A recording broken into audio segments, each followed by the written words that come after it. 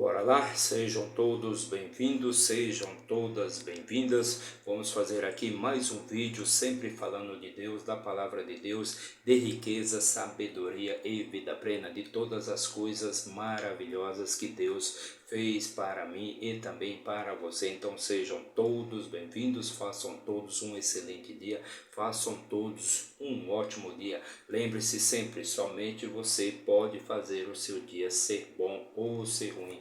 Tudo está na sua mente e tudo só depende de você. Meu nome é Raimundo Araújo, também conhecido como O Professor, e hoje vamos fazer a leitura, vamos ler e também comentar o capítulo 9 do quarto livro de Reis. Capítulo 9 do quarto livro de Reis. Mas antes, já deixa aí seu like, comente, compartilhe, se inscreva aqui no nosso canal para dar aquela fortalecida no nosso trabalho e para que a gente possa levar sempre uma palavra de riqueza, de sabedoria e vida plena para mais e mais pessoas. Então vamos começar a nossa leitura de hoje e para isso vamos utilizar aqui a nossa ferramenta de trabalho, o nosso manual de instruções para a vida, o nosso livro da vida. E vamos abrir aqui então no quarto livro de Reis, no capítulo 9.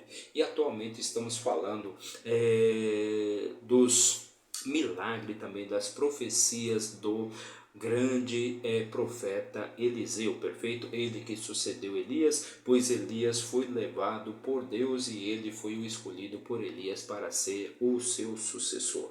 Então estamos falando aqui dos milagres e também das profecias do grande profeta Eliseu.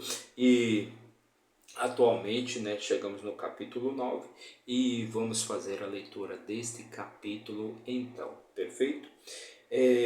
No versículo 1 do capítulo 9 diz assim: E Eliseu, o profeta, chamou um dos filhos dos profetas e disse-lhe: Cinge os teus lombos e toma esta caixa de azeite na tua mão e vai até Ramote Gileade. Então naquela época era o costume, era o profeta, o profeta mais conhecido, mais famoso da época, ele que tinha a palavra de Deus, era ele que ungia e escolhia, no caso, o rei, aquele rei que iria, no caso, governar o povo de Israel. Então ele manda um dos seus servos se dirigir até a cidade de Ramote Gileade para que ele ungisse ali o novo rei de Israel. E quando tu fores para lá, procura Jeú, o filho de Josafá, o filho de Nissi, e entra e faz com que ele se levante dentre os seus irmãos e leva-o para uma câmara interior. Então Jeú já havia sido escolhido por Deus para ser o novo profeta, aliás, o novo rei, para se assentar no trono de Israel.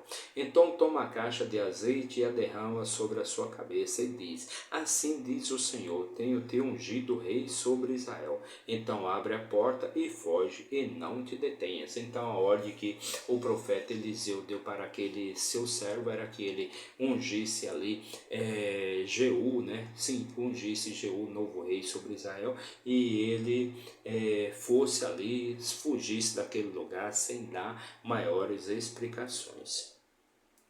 Assim o jovem profeta foi até Ramote Gileade. Então aquele servo de Eliseu foi até Ramote Gileade. E quando ele chegou, eis que os capitães do exército estavam assentados. E ele disse: Eu tenho um recado para ti, ó capitão. E Jeú disse: Para qual dentre todos nós? E ele disse: Para ti, ó capitão. Então Jeú perguntou, aquele recado era para quem?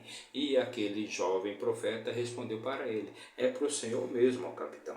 E ele se levantou e entrou na casa e derramou o azeite sobre a sua cabeça e lhe disse: Assim diz o Senhor, Deus de Israel: Tenho te ungido rei sobre o povo do Senhor, a saber, sobre Israel. E tu ferirás a casa de Acabe, o teu mestre, para que eu possa vingar o sangue dos meus servos, os profetas, e o sangue de todos os servos do Senhor da mão de Jezabel. Porque toda a casa de Acabe perecerá, e eu cortarei de Acabe aquele que mija contra a parede, e aquele que está escravo e livre em Israel. Então, para quem não sabe da história, Jezabel, ela havia mandado matar todos os profetas de Israel. Ela havia mandado matar todos os profetas de Israel. E era por isso que Deus queria se vingar dela, né? Porque ela derramou o sangue de todos os profetas que ali foram enviados por Deus. E eu farei a casa de Acabe como a casa de Jeroboão, o filho de Nebate, e como a casa de Baás, o filho de Aias. Porque toda a casa de Acabe perecerá, né, e cortarei, isso já foi. E os cães comerão Jezabel na porção de Jezreel, e não haverá ali nenhum para enterrá-la. E ele abriu a porta e fugiu. Então, depois que aquele profeta, aquele jovem profeta, contou todas essas coisas, falou todas essas coisas ali para o capitão Jeú, ele abriu a porta e fugiu desesperado, né? Ele não quis ficar ali para saber o que iria acontecer. Então Jeú saiu até os servos do seu senhor e lhe disseram: está tudo bem? Porque este louco veio até ti. E ele disse-lhes: vós conheceis o homem e a sua comunicação. E eles disseram: isto é falso. Conta-nos agora o que verdadeiramente ele veio fazer aqui. E disse-lhe: assim e assim falou ele a mim, dizendo: assim diz o Senhor, tenho-te ungido rei sobre Israel. Então Jeú contou ali para todos aqueles capitães ali o que aquele jovem profeta havia falado, né?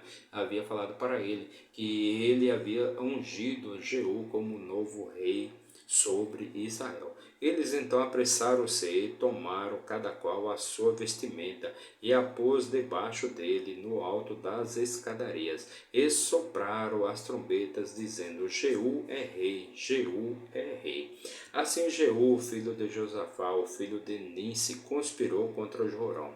Ora, Jorão havia aprisionado Ramote de Gileade, ele e todo Israel, por causa de Azael, rei da Síria. Porém o rei Jorão havia retornado a Jezreel para se curar dos ferimentos que os sírios lhe haviam causado, quando ele lutou contra Azael, rei da Síria. E Jeú disse: se isto está em vossas mentes, então que ninguém saia nem escape da cidade para ir e contar isto a Jezreel. Então, Jeú disse ali que ninguém saísse ali da cidade para ir contar aquelas coisas em Jezreel. Assim Jeú subiu em uma carruagem e foi até Jezreel, porque Jorão ali estava deitado, e Acasias, rei de Judá, havia descido para ver Jorão.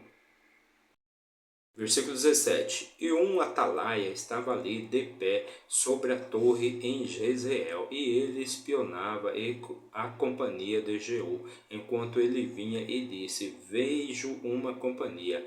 E Jorão disse: toma um cavaleiro e envia-o para se encontrar com eles. E que ele diga: isto é paz? Assim lá se foi um em lombo de cavalo para se encontrar com ele, e disse: assim diz o rei, isto é paz? E Jeú disse: o que tens tu a fazer com a paz? Volve-te para trás de mim. E o atalaia entrou dizendo: o mensageiro chegou até eles, mas ele não retorna. Então aquele mensageiro que foi até Jeú, Jeú mandou ele se juntar, no caso ao seu exército, perfeito? E o atalaia disse ali que o mensageiro foi, mas não tinha retornado mais. Então ele enviou um segundo em lombo de cavalo, o qual veio a eles e disse: assim diz o rei, isto é paz? E Jeú respondeu: o que tens tu a fazer com a paz? Volve-te para trás de mim. E aquele segundo mensageiro, também se juntou ao exército de Jeú. E o atalaia contou dizendo: ele chegou mesmo até eles e não retorna. E o conduzir é semelhante ao conduzir de Jeú, o filho de Ninsi, pois conduz furiosamente. Versículo 21. E Jorão disse: preparai-vos. E a sua carruagem foi preparada. E Jorão, rei de Israel, e Acasias, rei de Judá, saíram cada um na sua carruagem. E eles saíram contra Jeú e o encontraram na porção de Nebote, Nabote, o Jezreelita. E sucedeu quando Jorão viu Jeú, que ele disse: Isto é paz, Jeú? E ele respondeu: que paz enquanto as prostituições da tua mãe Jezabel e as suas feitiçarias são tantas. Então Jeú disse: que paz que é essa, sendo que as prostituições e as feitiçarias da sua mãe são tantas? E Jorão virou as suas mãos e fugiu e disse a Acasias: é traição, ó Acasias. Então Jorão fugiu e disse a Acasias para que ele também fugisse, pois aquilo ali era uma traição. E Jeú enteçou um arco com toda a sua força e feriu Jorão entre os seus braços, e a flecha saiu no coração, e ele afundou-se na sua carruagem.